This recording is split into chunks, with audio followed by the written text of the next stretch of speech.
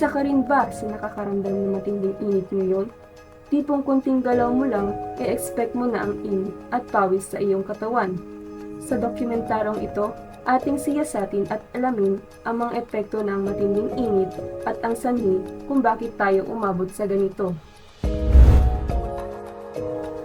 Sa bawat sulok ng bansa, mararamdaman ang epekto ng mainit na panahon. Mula sa matataas na bundok, lalong-lalo na sa mga syudad. Walang tigil ang hamon ng tag-init.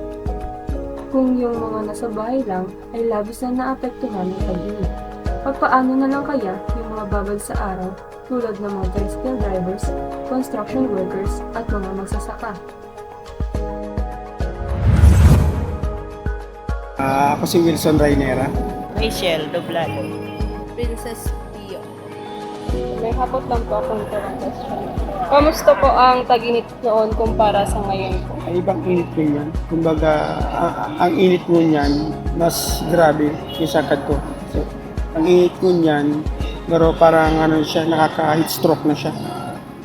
Mas malala ang niyan, grabe makulog sa payo. Saka, lalo na sa mata, masuriyaw sa pag.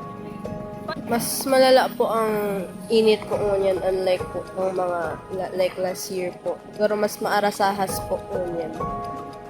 Paano po nakaka-apekto ang tag-init sa araw-araw mong pamumuhay? Siguro sa pagpurutol ng mga kahoy, kaya siguro kulang na kailangan niya sa kahoy, sa pollution. Kaya siguro nagiging nakita nga yan, mainit. Dako lang apekto ma, minot na inot sa mga garamiton mi arog kay niyo.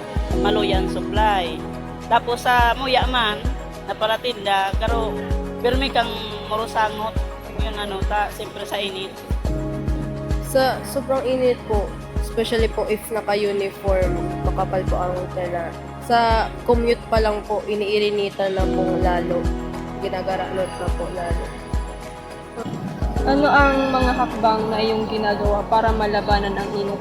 Minsan nagbabasa kaming towel. Nagbabasa ko lang si towel, tapos punas-punasan sa para yun lang, pansamantala malabanan mo si init. Siguro mag-arog kang sa tuya sa bukid, dapat dahil magparapurutol din kahoy, saka yan. Dahil magparasurolo ng plastic, naka-apekta rin sa ozone layer. Magdara pong tubig and mini fan po para malabanan man daw paano po ang init. Base sa ating nakalap na opinyon, ang tag-init ngayon ay hindi katulad ng dati. Ang pagbabago ng klima ay nagdadala ng mas matinding tag-init, na nagreresulta sa mas matinding pagkasira sa kapaligiran at mas malawak na epekto sa tao at kalikasan. Sa kabila ng mga hamon, ang diwa ng pagiging Pilipino ay nananatiling matibay. Kaya't sa bawat araw ng tag-init, hawak kamay nating harapin ang hamon ng panahon. Dahil sa huli, ang liwanag ng pag-asa ay palaging magtatagumpay sa anumang dilim ng tag-init. Ito po si Shira Ayan May Urbano, kasama ang aking grupo na sina Jody Frias at Francis Eric Dolor, at ito po ang aming proyekto patungkol sa init ng panahon.